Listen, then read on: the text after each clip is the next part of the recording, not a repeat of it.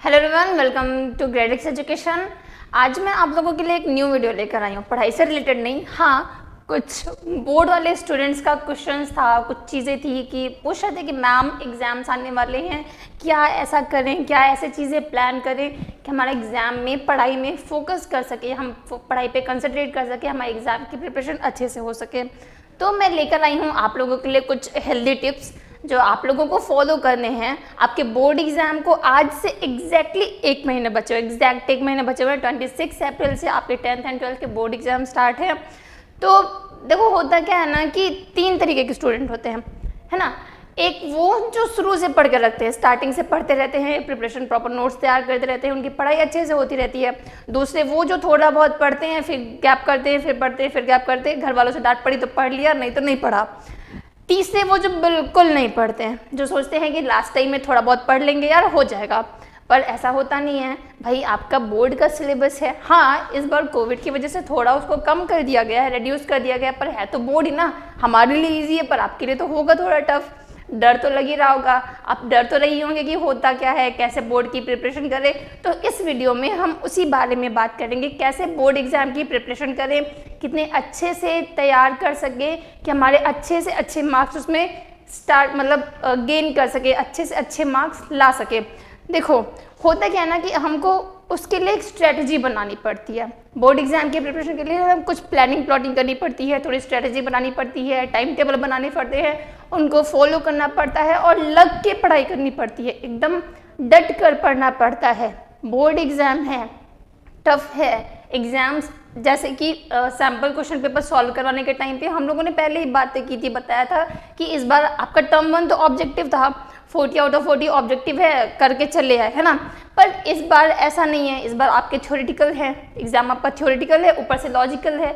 Even मैं biology पढ़ाती हूँ तो मुझे पता है बायोलॉजी के क्वेश्चन तक लॉजिकल आए हैं, उसमें भी मैथ्स को घुसा दिया गया है, तो थोड़ा टफ तो पड़ेगा ही। 40 मार्क्स के पेपर हैं, कैसे प्रिपेयर करें, इतना ब्रॉड सिलेबस है, इतने सारे सब्जेक्ट हैं, क्या क्या पढ़ें, कौन सी चीज़ें पहले तैयार करें, कौन सी चीज़ बाद में तैयार करें। लास्ट एग्जाम में यही सारी खिचड़ी दिमाग में पड़ती रहती है। तो आज कोई फिक्र की बात नहीं है, कुछ नहीं है, सब आसान है, इजी है। अगर इजी वे में जाएंगे तो ठीक है, थोड़ी मेहनत पड़ेगी, थोड़ा प्रॉब्लम होगी स्टार्टिंग में, बट आप अपने हैबिट में ला लोगे चीज़ें तो चीज़ें क्या होगी, तैयार होती जाएंगी। ठीक है, यहाँ पे कुछ टिप्स हैं आप लोगों के लिए, कुछ टिप्स एंड ट्रिक्स हैं, कुछ पॉइंट्स हैं जो मैं बताऊंगी आप लोग को। अगर आप लोग उसको फॉलो करते हो ना तो गारंटीड आपके 98% तो आप गेन करने वाले हो ही। ठीक है, स्टार्ट करते हैं। पहला हमारा टॉपिक क्या होता है, पहला हमारा पॉइंट क्या होता है। देखो हम ना क्या करते हैं, पहले प्रिपेयर करते हैं अपना स्टडी प्लान अच्छे से प्रिपेयर करते हैं। ठीक है, क्या करते हैं, स्टडी प्लान प्रिपेयर करते हैं। तो बहुत सारे सब्जेक्ट हैं, हम एक टाइम टेबल बनाते हैं। ठीक है, टाइम टेबल बनाते हैं, उसमें क्या करना है कि हमको जो स्टडी प्लान है ना, जो भी सब्जेक्ट वाइज डिवाइड कर लेते हैं। एक दिन में हम सारे सब्जेक्ट नहीं पढ़ सकते, सारे चैप्टर नहीं पढ़ सकते, तो क्या करेंगे, डे वाइज मतलब आर वाइज या डे वाइज, एक दिन में एक सब्जेक्ट, 2 सब्जेक्ट, मैक्सिमम 3 सब्जेक्ट, उससे ज़्यादा नहीं पढ़ना है। 4-5 पढ़ने बैठ जाओगे तो कन्फ्यूज़न होगी, बहुत सारा होगा, लोड हो जाएगा, कन्फ्यूज़न हो जाएगी, आप खुद फ्रस्ट्रेट हो जाओगे, फिर बुक उठा के फेंकने लगोगे, यार क्या हो रहा है, कुछ समझ में नहीं आ रहा है। नहीं, तो हमको ये नहीं करना है। हमको करना क्या है, देखो पहला जो मैंने पॉइंट अभी बताया, प्रिपेयर इफेक्टिवली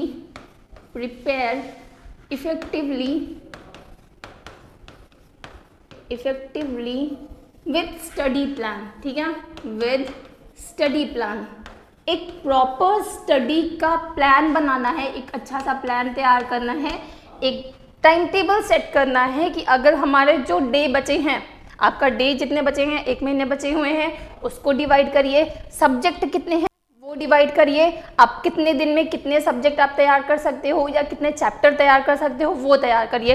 पहला पॉइंट आपका ये होना चाहिए कि सबसे पहली चीज़ आप स्टडी का जो प्लान है उसको प्रॉपर सेट कर ले सब्जेक्ट वाइज, कि एक दिन में हम कितने सब्जेक्ट पढ़ सकते हैं, 1 subject, 2 subject, maximum 3 subject. 3 subject से ज़्यादा मत जाइएगा क्योंकि दिमाग पर लोड बढ़ेगा। बहुत सारे सब्जेक्ट में क्या होता है ना, कन्फ्यूज़न क्रिएट हो जाती है, अगर लोड बढ़ा तो हम चीज़ें नहीं कवर कर सकते हैं। ठीक है, दूसरा क्या होना चाहिए, दूसरा हमारे जो हाई वेटेज सब्जेक्ट हैं, मतलब हाई वेटेज चैप्टर्स और सब्जेक्ट, सबसे ज़्यादा जो चैप्टर्स होते हैं ना start with high weightage, start with high weightage, high weightage, weightage chapters and important topics। ठीक है, हमको क्या करना है ना कि एक सब्जेक्ट उठाया, उसको चैप्टर देख लिया, सिलेबस क्या है वो देख लिया प्रॉपर, कौन से चैप्टर से ज़्यादा मार्क्स आ रहे हैं, ठीक है, कौन से चैप्टर से किस टॉपिक से ज़्यादा मार्क्स आ रहे हैं, हमको वो पहले तैयार करना है। जिससे ज़्यादा मार्क्स गेन होने हैं उसको पहले अच्छे से तैयार कर लेना है। ठीक है, क्या करना है ना, थर्ड जो हमारा पॉइंट आएगा, start NCERT, start NCERT in detail. देखो हमको बहुत सारी बुक्स पे नहीं जाना है, थर्ड जो होना चाहिए, क्या करना है, हमें बहुत सारी बुक्स के लिए नहीं जाना है। होता है ना कि र्यूमर्स में आके हम क्या करते हैं कि अरे यार यहाँ से जो इस वीडियो से देखा पढ़ा इससे चैप्टर ज़्यादा आ रहे हैं, इससे क्वेश्चन ज़्यादा फंस रहे हैं, या इन राइटर की बुक है इनसे ज़्यादा क्वेश्चन फंसते हैं, या दूसरे राइटर की बुक है उससे ज़्यादा फंसते हैं। नहीं, हमको मेनली फोकस क्या करना है कि हमारी एनसीईआरटी अच्छे से तैयार रहे। ठीक है, एनसीईआरटी ही हमें ज़्यादा अच्छे से पढ़ना है, उसके जो एक्सरसाइज क्वेश्चन होते हैं, जो मिड में क्वेश्चन होते हैं, वो क्वेश्चन पे ज़्यादा फोकस करते हैं। उसके अलावा चलिए ठीक है, अगर आपकी रेफरेंस बुक पढ़ने का मन है, देखो होता क्या है ना कि जो भी अलग अलग तरीके की बुक होती है, अलग अलग राइटर की बुक होती है, अलग अलग रेफरेंस बुक होती हैं, होता आपका टॉपिक सेम है। ठीक है, होगा वही जो आपके सिलेबस में है, पर हाँ किसी का वे अलग होता है, किसी का वे अलग होता है। एक रेफरेंस बुक सेलेक्ट करिए, सिर्फ एक रेफरेंस बुक से ही आप अपनी प्रिपरेशन स्टार्ट करिए। बहुत सारी बुक्स, बहुत सारे नोट्स के चक्कर नहीं पड़ना, अरे यार इस फ्रेंड की नोट ज़्यादा अच्छी है, उस फ्रेंड्स की नोट्स ज़्यादा अच्छी है। अपनी नोट्स पढ़िए, नहीं हो रहा है एनसीईआरटी उठाइए, पढ़ते जाइए, नोट्स करते जाइए और अपनी तैयार करते जाइए। दूसरों के नोट्स देखो, दूसरों के नोट्स में पता नहीं उसने सही लिखा है कि नहीं सही लिखा है, गलत लिखा है, कैसे लिखा है, हमें क्या पता उसने क्या लिखा हुआ है। तो दूसरों पे मत डिपेंडेंट रहिए, खुद की एनसीईआरटी बुक उठाइए, उस टॉपिक को वेटेज चैप्टर जो टॉपिक है उनको तैयार करते जाइए और पढ़ते जाइए। ठीक है, उसके बाद क्या होता है ना कि जो हमारा फोर्थ पॉइंट आएगा, फोर्थ टॉपिक आएगा, फोर्थ क्या होता है कि work on improving speed and accuracy. हमें क्या करना है कि हमें अपने स्पीड एंड एक्यूरेसी पे वर्क करना है। ठीक है, हमने चैप्टर तैयार किया, उस चैप्टर के क्वेश्चंस को सॉल्व किया। ठीक है, अब उस क्वेश्चंस के आंसर हम कितनी जल्दी लिख पा रहे हैं, हमें स्पीड पे वर्क करना है, और उसको अच्छे से लिख भी रहे हैं कि नहीं, कहीं ग्रामर वाली मिस्टेक तो नहीं है, स्पेलिंग मिस्टेक तो नहीं है, आंसर इधर के उधर तो नहीं हो रहे हैं, ये सारी चीज़ें आपको देखनी है। ठीक है, क्या है, हमें देखना है कि हम अच्छे से स्पीड एंड एक्यूरेसी पे वर्क कर सकें। Work on speed and accuracy. ठीक है, स्पीड एंड एक्यूरेसी। ठीक है, अब उसके बाद फिफ्थ एंड लास्ट पॉइंट आपका आना चाहिए। अगर देखिए आपने सारे सब्जेक्ट्स तैयार कर लिए हैं, डे वाइज आप सब्जेक्ट्स उसको क्या करिए, डिवाइड करिए कि एक डे में आप कितने सब्जेक्ट तैयार कर सकते हैं। फिर हाई वेटेज जो टॉपिक है, चैप्टर है हाई वेटेज, जिसमें ज़्यादा मार्क्स आने हैं, जिसमें ज़्यादा मार्क्स मिलने हैं, उस टॉपिक को अच्छे से तैयार करिए और उस पर अच्छे से वर्क करिए। ठीक है, लास्ट जो आपका आना है, लास्ट पॉइंट क्या आना है कि आप ना प्रैक्टिस करिए। जितना ज़्यादा प्रैक्टिस करेंगे, जितना ज़्यादा sample paper, previous year questions paper उठाइए, उसको सॉल्व करिए। जितने ज़्यादा क्वेश्चंस आप सॉल्व करेंगे, लेकिन उस क्वेश्चंस को सॉल्व करिए एक प्रॉपर वे में, जैसे आपका एग्जामिनेशन हॉल में आप प्रॉपर अच्छे से इन्वायरमेंट में बैठते हो, अकेले क्वेश्चन उठाया, पेपर लिया, मतलब सैम्पल क्वेश्चन पेपर लिया, उसको उतने ही टाइम में, 3 घंटे का पेपर है तो 3 घंटे में, 2 घंटे का पेपर है तो 2 घंटे में, उतने ही टाइम पे उस पेपर को सॉल्व करने की कोशिश करिए।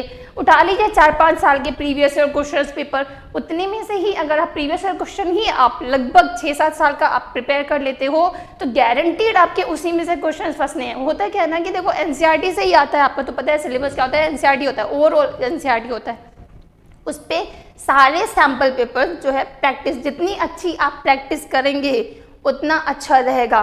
ठीक है, सॉल्व सैम्पल पेपर्स। ठीक है, solve sample papers, sample papers. Clear है? इतनी सारी चीज़ें हैं। अब इनके अलावा देखो, ये तो हो गए स्टडी वाले पॉइंट्स, इनके अलावा कुछ हेल्थ टिप्स पे आते हैं। देखो, एग्ज़ाम है, प्रेशर है, ऐसा नहीं कि हम पूरी रात जाग के सिर्फ पढ़ाई कर रहे हैं या जल्दी से उठ गए, सुबह उठ गए तो पढ़ाई कर रहे हैं। होना क्या चाहिए कि अब जो आपका रूटीन सेट है, जितने, अगर आपको रात में पढ़ना अच्छा लगता है तो रात में पढ़िए, सुबह उठ के पढ़ना अच्छा लगता है तो सुबह उठ के पढ़िए। अपने ऊपर इस लास्ट मोमेंट में, जो लास्ट एग्ज़ाम का टाइम है, उसमें एक्सपेरिमेंट मत करिए। अगर है, देखो मुझे ना, मेरे को क्या होता है कि मुझे रात में पढ़ना अच्छा लगता है। आप रात में पढ़ा लो 2 बजे, 3 बजे, 4 बजे, इवन 5 बजे तक मैं पढ़ सकती हूँ। पर मुझसे कोई बोले कि तुम सुबह 5 बजे उठ के पढ़ लो, तो मैं तो बिल्कुल नहीं पढ़ सकती। इवन इस वजह से मेरे घर वाले भी मुझसे बहुत परेशान रहते हैं कि हम रात में उल्लू की तरह जग के पढ़ते रहते हैं, पर हमको सुबह उठना नहीं है। ठीक है, घर वाले हमेशा टोकते हैं कि सुबह उठ के पढ़ो, सुबह की पढ़ाई अच्छी होती है, पर वो हमारे नेचर पे डिपेंड करता है ना कि हम कैसे पढ़ना चाहते हैं। हम रात में पढ़ना चाहते हैं तो रात में पढ़िए, दिन में पढ़ना चाहते हैं तो दिन में पढ़िए। पर बोर्ड के प्रेशर में आके अगर रात में पढ़ने वाले हैं तो दिन में मत उठिए, नया एक्सपेरिमेंट मत करिए। जिस अकॉर्डिंग आप अपने टाइम टेबल स्केड्यूल बना रखे हैं उसी को फॉलो करिए। रात में पढ़ना है रात में पढ़िए, दिन में पढ़ना है दिन में पढ़िए। ठीक है, दूसरी चीज़, सबसे बड़ी चीज़ क्या होती है? Healthy breakfast. अगर आप सुबह उठ के पढ़ने बैठ रहे हैं तो प्रॉपर एक हेल्दी ब्रेकफास्ट खाइए, जूसी फ्रूट्स खाइए, इधर बीच तो orange, grapes and vitamin C वाले बहुत सारे फ्रूट्स होते हैं, फ्रूट्स खाइए, ड्राई फ्रूट्स खाइए, आलमंड्स खाइए। आलमंड खाने से बादाम तेज होता है ना, तो सॉरी, दिमाग तेज होता है, बादाम तेज नहीं, दिमाग तेज होता है। बट होता क्या है ना कि अगर आप हेल्दी खाओगे, हेल्दी सोचोगे तो हेल्दी रहोगे ना, एग्जाम टाइम में बीमार पड़ने के चांसेस आपके कम रहेंगे। ठीक है, रात का जो आपका प्लेटर रखिए, रात में आप जो डिनर करते हैं तो कोशिश करिए कि चावल मत खाइए। मेनली होता क्या है ना कि राइस खाने से नींद बहुत ज़्यादा आती है। मैं तो बहुत ज़्यादा अवॉइड करती हूँ चावल, पर चावल नहीं खाती रात में, तो बिल्कुल ही नहीं खाती, क्योंकि उससे नींद आती, फिर पढ़ाई डिस्टर्ब हो जाती है। नींद आई, हम सो गए। तो प्लेटर जितना रात में हो सके उतना थोड़ा सा लाइट रखिए, बहुत हैवी प्लेटर मत रखिए। ठीक, and the most important point, जो सबसे ज़्यादा इम्पॉर्टेंट पॉइंट है, ये है कि ना, अगर आप सुबह उठ रहे हैं, आपका सुबह उठने का टाइम है, तो एटलीस्ट 10 मिनट, मैं नहीं बोल रही कि आप बहुत ज़्यादा टाइम वेस्ट करिए एक्सरसाइज में या बहुत सारी चीज़ें करिए, एटलीस्ट सिर्फ 10 मिनट मेडिटेशन ज़रूर करिए। होता क्या है ना कि अगर आप मेडिटेशन करते हैं, आप कोई चीज़ पे कंसंट्रेट, मेडिटेशन में क्या होता है कि हम अपने दिमाग को कंसंट्रेट करते हैं ना, तो अगर आप मेडिटेशन कर रहे हैं, अच्छे से अपने दिमाग को कंसंट्रेट कर रहे हैं, तो क्या होती है, हमारी मेमोरी पावर अच्छी होती है। कंसंट्रेशन, वैसे भी बोलते हैं ना कि एक्सरसाइज करनी चाहिए, योगा करना चाहिए, नहीं बहुत ज़्यादा टाइम वेस्ट मत करिए, अभी कोई ज़रूरत नहीं है ऐसे बॉडी बनाने की। सिर्फ मेडिटेशन करिए 10 मिनट, जो आपको आपके एग्ज़ाम में, मतलब आपको दिमाग को काम करने में हेल्प करे। घर का जो किचपिच वाला माहौल है, बहुत जगह शादी वादी का माहौल होगा, है ना, ये सारी चीज़ें होती है, बहुत जगह फंक्शंस होंगे, तो उस माहौल से थोड़ा सा निकलिए, क्योंकि एग्ज़ाम है तो अच्छे मार्क्स के लिए कुछ ना कुछ तो लूज़ करना पड़ेगा। अगर कुछ अच्छा चाहिए तो कुछ ना कुछ चीज़ें तो खोनी पड़ेगी। ठीक है, ये रहे हमारे हेल्दी टिप्स, ये स्टडी टिप्स भी हो गए, हेल्दी टिप्स भी हो गए, इतने सारे टिप्स एंड ट्रिक्स हो गए। अब इसके बाद देखो, होता क्या ना, भगवद गीता में भगवान श्री कृष्ण ने कहा है कि कर्मण्येवाधिकारस्ते माँ फलेषु कदाचना माँ कर्म फल हेतु भूर्मा ते संगोत्सु कर्मणि। मतलब, इसका मतलब क्या होता है कि आप कर्म करते जाइए, अपना कर्म करते रहिए बिना फल की चिंता किए। जितना अच्छा आप कर्म करोगे, देखो हमारे हाथ में क्या है, सिर्फ कर्म करना है। ठीक है, हम होते हैं ना कि मम्मी से छिपा लिया, मम्मी ने बोल दिया सुबह उठ के पढ़ने के लिए, तो हम बुक खोल के पढ़ रहे हैं, पर एक्चुअली पढ़ नहीं रहे होते हैं, हम तो सो जाते हैं बुक के ढक के। हमने भी कभी कभी ये चीज़ करी है। पर ना, हमको देखो, हम मम्मी पापा को चीट कर सकते हैं पर खुद को नहीं। जितना हम अपने को प्रिपेयर करेंगे, जितना हम अपना कर्म करेंगे, हमारे रिजल्ट उतने ही अच्छे आएंगे। अगर अच्छे से प्रिपेयर कर रहे हैं तो अच्छे रिजल्ट आ रहे हैं, चीटिंग करके प्रिपेयर कर रहे हैं कि हाँ चलो मम्मी पापा को धोखा देके उनको लग रहा है कि हम पढ़ रहे हैं, पर हम नहीं पढ़ रहे होते, एक्चुअली में नहीं पढ़ रहे होते, तो उस हिसाब से आपके रिजल्ट आते हैं। सबसे इम्पॉर्टेंट चीज़ यही थी, कर्म करते जाइए, फल की चिंता मत करिए। जितने अच्छे कर्म करेंगे फल खुद ब खुद ही आपको मिल जाएगा। तो ये रहे कुछ चीज़ें बोर्ड एग्ज़ाम के लिए। बिल्कुल परेशान मत होइए, अच्छे से कंसंट्रेट होकर सिर्फ पढ़ाई पे फोकस करिए। इन पॉइंट्स को फॉलो करते जाइए जो अभी मैंने बताया है। प्रैक्टिस ज़्यादा से ज़्यादा करिए, मॉडल पेपर, मॉक टेस्ट, जितने क्वेश्चंस आप सॉल्व कर सक रहे हैं, रेफरेंस बुक के क्वेश्चन सॉल्व करिए, एनसीईआरटी के क्वेश्चन सॉल्व करिए। ठीक है। ये प्रैक्टिस जितना आप करेंगे उतना ही अच्छा रहेगा।